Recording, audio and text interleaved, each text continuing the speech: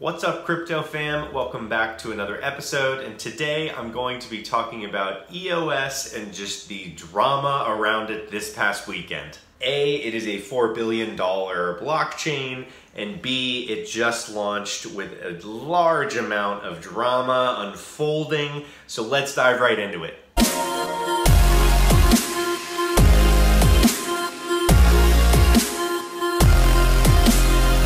If you're not familiar, EOS is claiming that it is essentially the next kind of internet that allows dApps and lots of different companies to run on it, running millions of transactions per second. Currently, there are 21 block producers. Block producers are pre-selected nodes that are confirming and verifying transactions as they go through. Every 126 blocks, there is a voting process that takes place where new nodes are able to confirm transactions. So far, this is very much a centralized process similar to Ripple. The ability to freeze or stop transactions in the middle of a transaction was what happened, and it lost the faith and trust of hundreds, if not thousands, of investors all across the world this past weekend. A lot of these different claims coming out about EOS and their eagerness to scale their blockchain to 1 million transactions per second. To keep it simple, I read through all the different articles about the EOS mishap that happened, and essentially, as EOS's token was moving from the Ethereum network over to their new blockchain, you had a cluster of fraudsters coming into the space. The transformation, that was one piece. So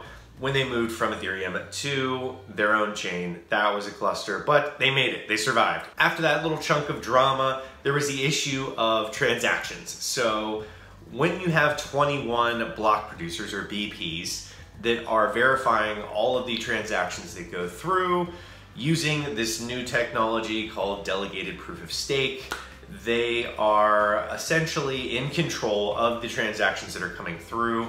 And what happened was they identified 7 addresses that seemed to be fraudsters that had turned off staking, and they were about to take about $20,000 worth of EOS tokens. From what I've read across all the different sources that I get my information from, it seemed to be about $20,000. They had a conference call over the weekend with all of the developers on EOS, as well as the 21 block producers or BPs, and they said, all right, guys, we shipped some code that we didn't test correctly, and it's actually bugging out. So what we need to do is we need to revert back to the original code that we had, and we need to test a lot more. But in the meantime, we're gonna freeze those transactions that just took place on these identified 7 wallets that look like a little bit of sketchy business is going on there. So they froze the network, and those 7 transactions to these quote unquote fraudsters trying to steal $20,000 worth of tokens basically lost the trust of thousands of people. And it was not necessarily the act of freezing it, because everyone knew that, you know, technically if you have 21 nodes that are verifying everything, you could just hit the pause button and then nothing gets verified. That's pretty straightforward. But at the same time, the just mere trust aspect of that was lost, where, you know, if you have a decentralized network where each node is verifying transactions in something like a, you know, a trustless consensus using proof of work or something like that, it's very much you know, on the users to own the blockchain and to verify using their nodes. But when you have 21 pre-selected that are able to freeze and stop transactions from taking place, this is a dangerous game to play. And it, you know, at a $4 billion valuation, people are watching under a microscope, and everybody's just super on edge, and people are wondering what's going to happen, and ultimately it looks like they're coming out on top. People are backing this. I maintain that it's probably because people are so heavily invested that there's no point in just repeatedly bashing a project, and by no means am I trying to bash the project. I am just identifying the flaws that I've read about, because there have been dozens that people have been messaging me about, and the idea that this $4 billion project is coming out pushing code that's not being tested by the developers and then reverting back to previous code and then pressing pause in front of millions of people, especially people that have invested their money into it, is really just edgy. And I love talking about stuff like this, mainly because EOS has been one of the most hyped up projects that I've ever seen, and a lot of people that have been messaging me have ever seen. So it's really a wild use case here, because you never see something like this where it's $4 billion worth of assets that don't really exist yet until this past week.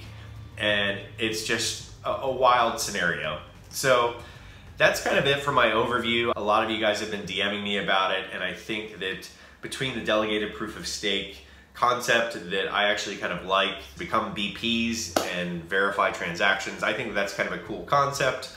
A little bit of a play off of proof of stake from Ethereum that's cool, but at the same time, you know, there are going to be problems in new projects, always. So there are definitely bumps in Bitcoin and Ethereum and stuff like that, but the big piece here is about the trust concept of trusting a network that if they're going to press pause on something, it should kind of be a community powered pause vote, I'll say. People should agree on something like that. A lot of people are backing it. A lot of people want an alternative.